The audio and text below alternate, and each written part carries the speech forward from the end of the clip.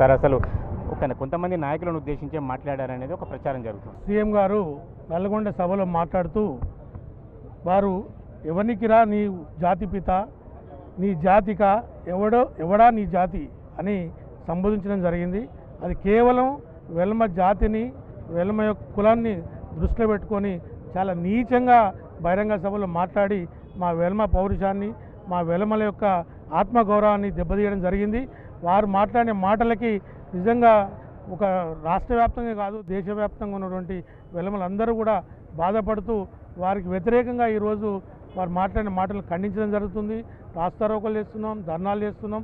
వారు వెంటనే మా వెల్మ జాతికి, వెల్మ కులానికి క్షమాపణ చెప్పాలని మేము డిమాండ్ చేయడం జరుగుతుంది. అంటే గతంలో కూడా రాజకీయ నాయకుల మాటలు కేవలం రాజకీయంగా మాత్రమే చూడాలి, ఒక జాతిని ఉద్దేశించి కానీ వ్యక్తులను ఉద్దేశించి కానీ మాట్లాడడం కుదరదు అట్లని చాలామంది దీనికి అంటే భిన్నాభిప్రాయాలు వస్తున్నాయి ఛానల్లో కూడా. అలాంటప్పుడు సీఎం రేవంత్ రెడ్డి గారు అన్ని జాతులను, అన్ని కులాలను కూడా మా కులాన్ని సంబోధించినట్టుగా, మమ్మల్ని కించపరిస్తే అది రాజకీయ పరంగా అనుకునే వాళ్ళం.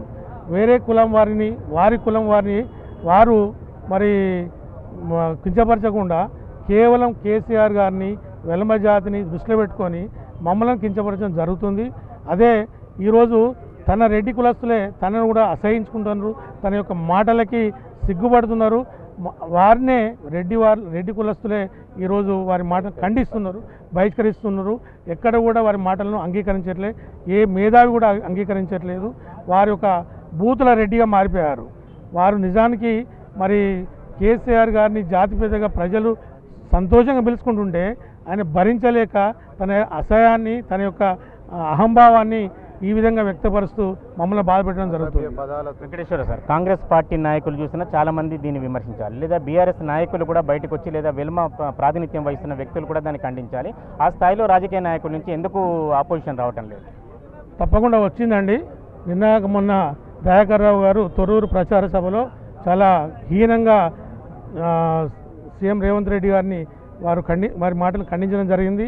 అట్లాగే మరి ఇంకా వెల్మ జాతిలో ఉన్నటువంటి మిగతా పెద్దలు కూడా ఖండించారు, ఎక్కడికక్కడ ఖండిస్తూనే ఉన్నారు. ఈరోజు ఆల్ ఇండియా వెల్మ సంఘం నుంచి కూడా ఖండన వచ్చింది. కరీంనగర్లో చేశారు, జగిత్యాలలో చేశారు, మంచిర్యాలలో చేశారు, ఇటు నల్గొండలో కూడా ఈరోజు ఈ ఖండన కార్యక్రమం జరుగుతుంది. ఇది ఎవరు కూడా హర్షించే విధంగా లేదు. ప్రతి ఒక్కరు కూడా అసహించుకోవడం జరుగుతుంది.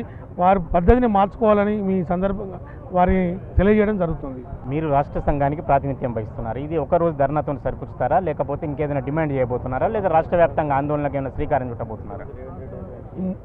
ఈరోజు ఆల్ ఇండియా వెల్మ సంఘం వారు ముఖ్యమంత్రి గారు మాట్లాడిన మాటలకి చట్టపరంగా, న్యాయపరంగా ఏ విధంగా చర్య తీసుకోవచ్చు, ఏమైనా కేసులు ఎలా పెట్టవచ్చు, లీగల్గా యాక్షన్ తీసుకోవడానికి రేపు ఆదివారం ఉదయం 10 గంటలకు ఆల్ ఇండియా వెల్మ సంఘంలో దాదాపు ఒక వెల్మ అడ్వకేట్స్ 50 మందితోటి మీటింగ్ ఏర్పాటు చేయడం జరిగింది హైదరాబాద్లో. వెంటనే వారిపై లీగల్గా చర్య కూడా తప్పకుండా ఉంటుంది. ఎందుకంటే వారు గతంలో ఇలాంటి మాటలే 3-4 సార్లు మాట్లాడారు. సో ఇది పరిపాటి అయిపోయింది, వారికి అలవాటు అయిపోయింది. దాన్ని వారికి బుద్ధి చెప్పే విధంగా వారి మీద కేసులు వేసి, ఆ పోలీస్ స్టేషన్లో కేసులు పెట్టేసి న్యాయపరంగా చర్య తీసుకున్నప్పుడు మాత్రమే వారిలో మార్పు వస్తుందని, లేకపోతే ఇంకా రాబోయే 2.5 సంవత్సరాలు కూడా మా జాతిని ఇలానే, అతనే కాదు అతని కింద కొందరు కూడా చెంచగాలు కొందరు కూడా మమ్మల్ని కించపరుస్తారని అనిపిస్తుంది. అవన్నీ ఆగిపోవాలంటే కంపల్సరీ వారి మీద న్యాయపరమైన చర్యలు తీసుకోవడం జరుగుతుంది. తప్పకుండా మా కులమంతా ఏకమైంది, ఈరోజు భరించే పరిస్థితిలో లేరు. మేమంటేందో రాబోయే ఎన్నికల్లో అదే రేవంత్ రెడ్డి గారు ఎక్కడ నిలబడ్డా కానీ మేము అంత చందాలు వేసుకునే సరే వెళ్ళి ఆయనను ఓడించే ప్రయత్నం తప్పకుండా చేస్తామని ఈ సందర్భంగా తెలియజేస్తున్నాం. రైట్, మీరు రాబోయే ఎన్నికలు అంటున్నారు, ఇప్పుడు స్థానిక సంస్థల ఎన్నికలు పెద్ద ఎత్తున రాష్ట్ర వ్యాప్తంగా జరుగుతున్నాయి. ఈ ఎన్నికలకు సంబంధించి ఇటువంటి పిలుపు ఏమన్నా ఇస్తారా? ఈ ఎన్నికలు దృష్టిలో పెట్టుకునే మా జాతిని ఆయన కించపరిచాడు. మేము ఇప్పటి వరకు ఇతర ఏ కులాలను కూడా మేము కించపరచలేదు. మేము కూడా ఈ మధ్యనే ఓసీ జేఏసీ అని ఏర్పాటు చేసి రెడ్డి, వెలమ, వైశ్య, కమ్మ, మార్వాడి, బ్రాహ్మణ ఈ కులాలతో కలిసి మేమంతా ఓసీలుగా మేము ముందుకు పోవడం జరుగుతుంది. ఇలాంటి సమయంలో మేము కాంగ్రెస్ పార్టీకి మద్దతు తెలపండి లేదా ఓడగొట్టండి, లేదా బీఆర్ఎస్ పార్టీకి మద్దతు తెలపండి లేదా ఓడగొట్టండి మేము చెప్పదలుచుకోలేదు. ప్రజలు చాలా విఘ్నులు. ప్రస్తుత పరిస్థితులన్నీ కూడా ప్రజలు గమనిస్తున్నారు. ఎవరి పరిపాలన బాగుంది, ఎవరి పరిపాలనలో అభివృద్ధి జరిగింది, ఎవరు ఏంటి అనేది తెలుసుకున్నారు. దాన్ని గమనించే ఈరోజు ఓటు వేయడానికి, రాబోయే ఎన్నికల్లో రేవంత్ రెడ్డికి బుద్ధి చెప్పడానికి సిద్ధంగా ఓటర్స్ అందరూ రెడీగా ఉన్నారండి.